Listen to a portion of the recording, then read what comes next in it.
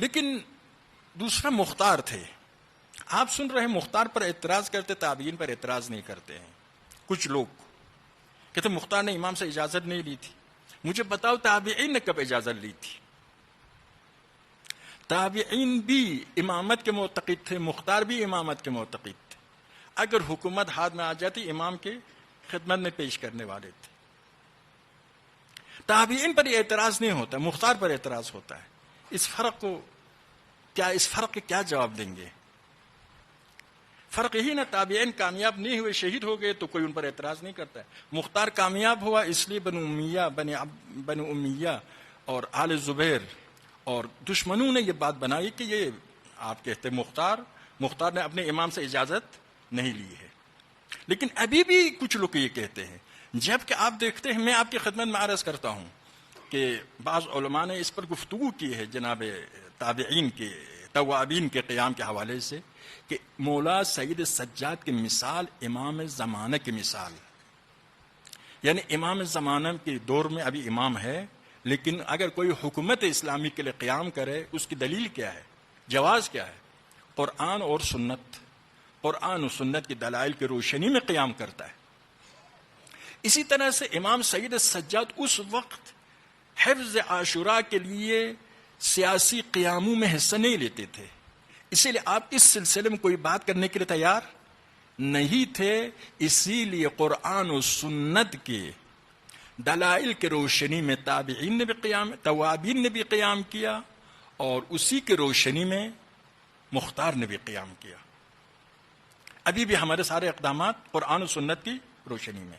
البتہ امام کے زمانے میں خود امام تھے، لیکن امام اس سلسلے میں خاموش تھے. حفظ عاشوراء کے لیے، اہم کو بچانے کے لیے آپ خاموش تھے.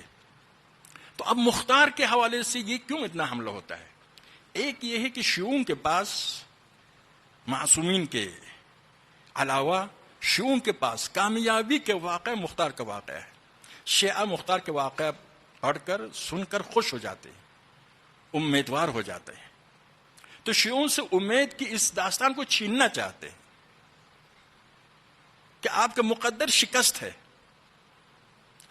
لیکن کچھ دنیا بھر کی قومیں افسانوی ہیرو بناتے ہیں، افسانوی شخصیت بناتے ہیں، تاکہ اپنے قوم کے بچوں کو، جوانوں کو جرأت دے سکے، امیدوار بنا سکے، پر امید بنا سکے، جرأت دے سکے، شجاعت دے سکے، اقدام کے لیے مواقع فراہم کر سکے. اب ہمارے پاس مختار ایک مثال ہے، بہت یعنی کامیابی کے مثالوں میں سے ایک بہترین مثال مختار کی مثال ہے. مجھے تعجب ہوتا ہے، ایک بہت بڑا عالم یعنی دوسروں کے پروپیگنڈے کی زد میں آ جاتا ہے. میرا مقصد یہ ہے، اموی اور دشمنان اہل بیت کے پروپیگنڈے کی زد میں آ جاتے ہیں. 200-300 سال پرانا ایک عالم، میں نام نہیں لیتا ہوں، معروف ہے، کتابیں اس کی موجود ہے، کہتے دنیا کے سب سے بڑے جابر، ستمگر، قاتل، ہلاکو، چنگیز، مختار. عجیب و غریب ہے. ہلاکو نے تو ہزاروں کا قتل عام کیا، چنگیز نے بھی ہزاروں کا، لاکھوں کا، یعنی انہوں نے قتل عام کیا. آپ جانتے ہیں ہلاکو نے بغداد میں اتنا قتل کیا کہ دریا کا پانی بند ہو گیا، دریا کا پانی بند ہو گیا لاشوں کی وجہ سے. اب مختار نے کس کو قتل کیا؟ انصاف کر، یہ تو تاریخ میں صاف نظر آتا ہے. مختار نے کس کو قتل کیا؟ دشمن، شیعہ سنی سب، دشمن دوست سب سے پوچھے، پوری تاریخ سے پوچھے، مختار نے قاتلان کربلا کو قتل کیا ہے. قاتلان کربلا کو قتل کیا. وہ قتل کے مستحق بھی تھے، مجرم تھے، سب سے بڑے مجرم تھے. اب اس مختار پر حملہ کی تھی، دعوی نبوت کی. اس کا ایک جاسوس تھا، اس کا نام جبریل تھا، اس کے لیے خبریں لاتا تھا. اب اسی کو بہانہ بنا کر کہا کہ یہ دعوی نبوت کرتا تھا. امام چارم، دیکھیں امام چارم نے اس کو اجازت نہیں دی تھی، اس نے اجازت کے نام لیا، پس ایک کذاب ہے، جھوٹا ہے، اتنا مشہور کیا. سارے سیاست مدار جھوٹے ہیں. آپ سمجھتے ہیں سیاست مدار کیا کرتے ہیں؟ جھوٹ ان کی زندگی کا کھانا ہے، پینا ہے، بچھونا ہے، یہی جھوٹ. اب مختار کو ایسا کوئی گویا تاریخ میں واحد جھوٹا شخصیت، اب وہ بھی کس لیے؟ یہ کہنے کے لیے کہ امام کی طرف سے اس کو اجازت نہیں ہے. مختار سے دو وجہ سے ناراض تھے. ایک اس نے اپنے لشکر یعنی قیام شیعہ قیام تھا، شیعہ قیام تھا، اور شیعہ مسلسل یہ قیام کر سکتے تھے، اسی لیے اس کے ساتھ دشمنی کی۔ توابین کے قیام بھی شیعہ قیام تھا، لیکن سب کے سب شہید ہو گئے، اسی لیے لوگ جرأت کم کریں گے، لیکن مختار کامیاب ہوئے تھے، اسی لیے شیعہ قیام ہونے کی وجہ سے دشمنی کرتے تھے۔ دوسرا ایرانیوں کو شامل کیا تھا۔ آپ جانتے ہیں اسلام میں نظام طبقات وجود میں لایا گیا، عدالت اسلامی ختم، ذات پات وجود میں لایا گیا۔ اب جس نے وجود میں لایا اس کا نام بھی نہیں بتا سکتے ہیں، تو اس کے نتیجے میں عرب اور غیر عرب برابر نہیں تھے۔ ایران والے سپر طاقت تھی اور عرب ان کے ماتحت تھے، لیکن ابھی الٹا ہو گیا تھا۔ تو یعنی ایک عرب جا رہا ہو سامان لے کر، اچانک راستے میں ایرانی نظر آئے تو پھینک دیتا تھا اس کی طرف، وہ مجبور تھا اس کے سامان گھر تک پہنچائے۔ اگر کسی ایرانی کی بچی ہے، بیٹی ہے، اس کے ساتھ شادی کرنا چاہتا کوئی عرب، باپ سے نہیں پوچھتا تھا، اس محلے کے عرب آدمی سے پوچھتا تھا، اتنی تذلیل ہوتی تھی۔ اب ان کو لایا مختار نے لشکر میں اور ان کو برابر حیثیت دی۔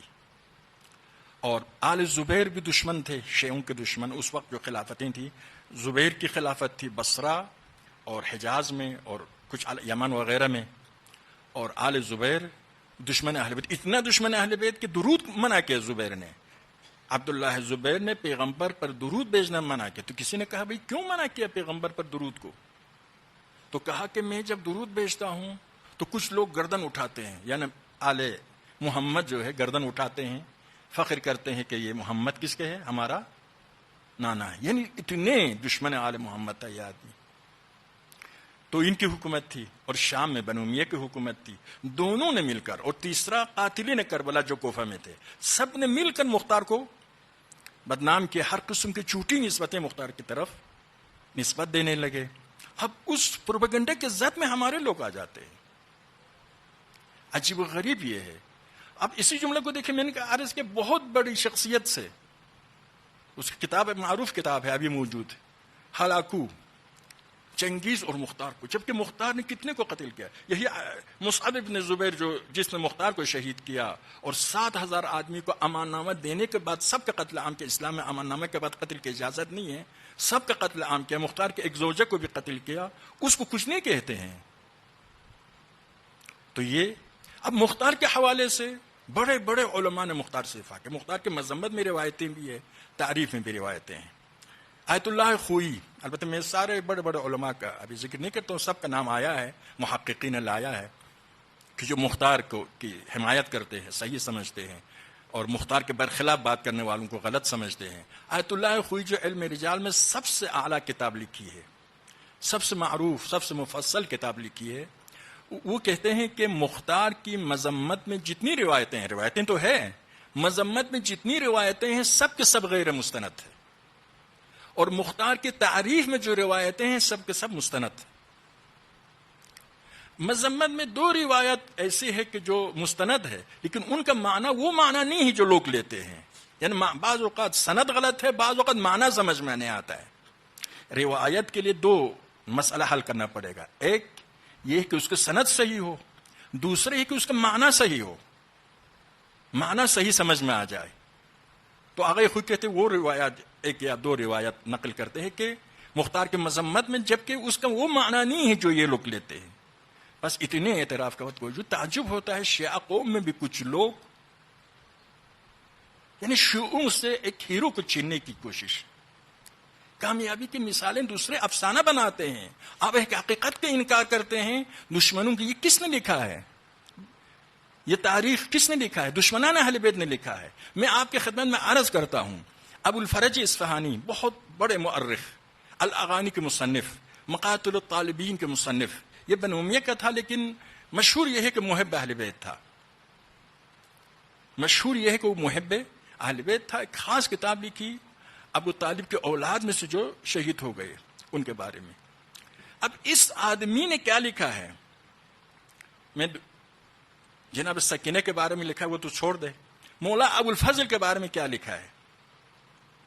کہتے علمدار نے اپنے بھائیوں کو پہلا میدان بھیجا تاکہ ان سب کا وارث خود بن جائے۔ دیکھیے یہ اب ایسے لوگوں کی تاریخ کو آپ لیں گے؟ یہ محب ہونے کے مدعی بھی ہے، معروف بھی کہ علمدار عباس نے کربلا کے میدان میں پہلا اپنے بھائیوں کو شہادت کے لیے بھیجا تاکہ ان سب کا خود وارث بن جائے. یہ ہے بنی امیہ سے، دشمنان اہل بیت سے، جو مکتب اہل بیت کے قائل نہیں، ان سے کیا توقع رکھیں گے؟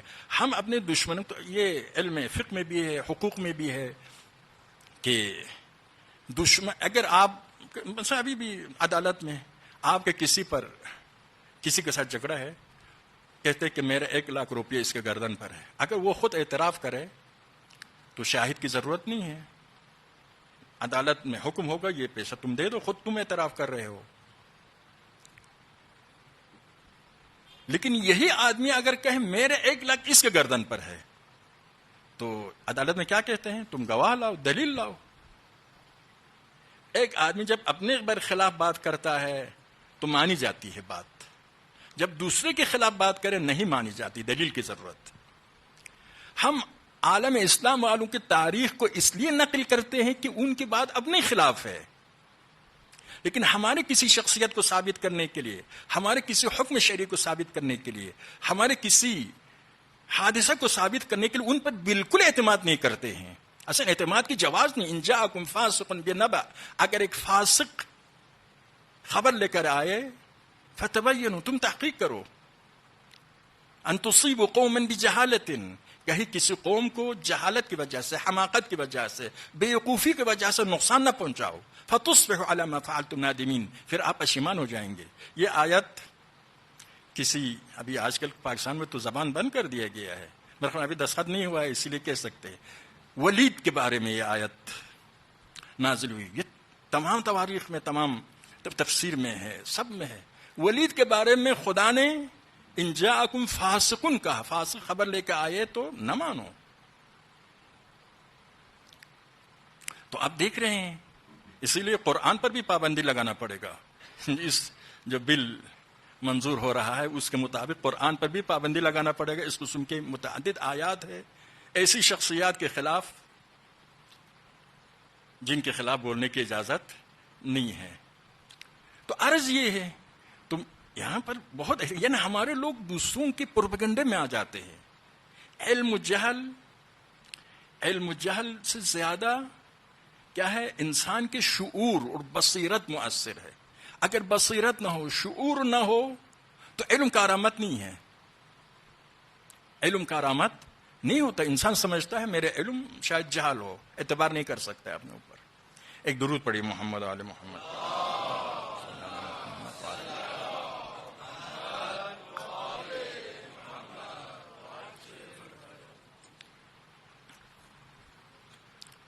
مولا سید سجاد نے عرض کیا قیام لیکن ان سے منع بھی نہیں فرمایا، اور امام کے سکوت علامت رضا ہے، جواز ہے. بلکہ ائمہ نے تعریفیں کی، امام چارم نے، امام پنجم نے، امام ششم نے، مختار کی بڑی تعریفیں کی. تو یہ تعریفیں مستند اور معتبر روایات میں.